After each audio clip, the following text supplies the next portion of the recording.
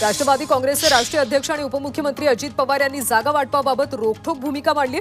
आम्ही विधानसभेच्या 60 जागांवर लढण्याची तयारी केली, पण त्यापेक्षा अधिक जागा मिळवण्याचा आमचा प्रयत्न आहे, असं अजित पवारांनी एका वृत्तपत्राला दिलेल्या मुलाखतीत म्हटलं। केंद्र सरकार राज्याला सावत्र वागणूक का देते, असा सवाल काँग्रेस नेते नाना पटोले यांनी सरकारला केलाय।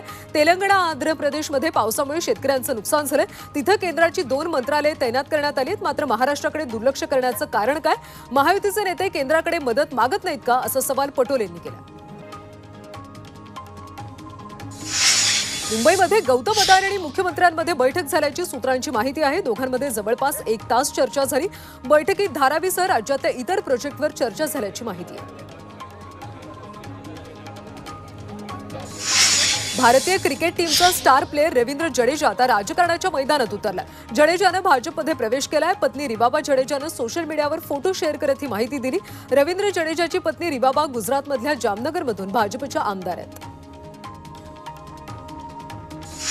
मुंबईतल्या 21 संभाव्य उमेदवारांची यादी झी24 तासच्या हाती लागली। महाविकास आघाडीमध्ये मुंबईत ठाकरेंची शिवसेना मोठा भाऊ असल्याची माहिती आहे।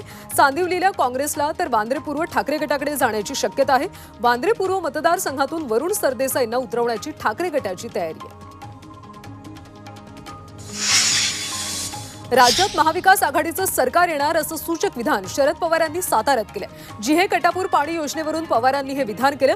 3 महिने थांबा, पाणी योजना पूर्ण करतो, असं पवारांनी म्हटलं।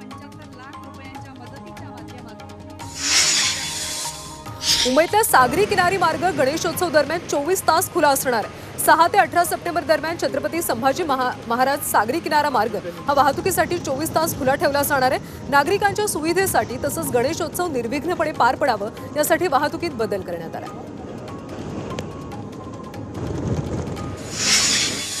मुंबईत गणेशोत्सवानिमित्त मेट्रोच्या मार्गिकांवरच्या फेऱ्यांमध्ये वाढ करण्यात आली। 20 अतिरिक्त फेऱ्या यावेळी वाढवण्यात येणार आहेत। गणेशोत्सवादरम्यान नागरिकांच्या सेवेसाठी दहिसर अंधेरी मेट्रो आणि दहिसर ते गुंदवली मेट्रो फेऱ्यांमध्ये वाढ होणार आहे। गणेशोत्सव काळामध्ये बेस्टने जादा बस सेवा देण्याचा निर्णय घेतलाय। उद्यापासून 16 सप्टेंबरपर्यंत रात्रीच्या वेळी अतिरिक्त बस चालवण्याचा निर्णय बेस्टने घेतलाय। गणेश दर्शनासाठी आलेल्या पर्यटकांची गैरसोय टाळण्यासाठी हा निर्णय घेण्यात आला। नागपूरमध्ये गणेशोत्सवादरम्यान निर्माल्यापासून खत निर्मिती केली जाणार आहे। सार्वजनिक गणेश उत्सवातून तसंच घरातून जमा होणाऱ्या या निर्माल्यापासून खत निर्मिती केली जाणार आहे। यासाठी विविध भागातून निर्माल्य गोळा करण्यासाठी मनपानं 12 निर्माल्य रथ सज्ज केले।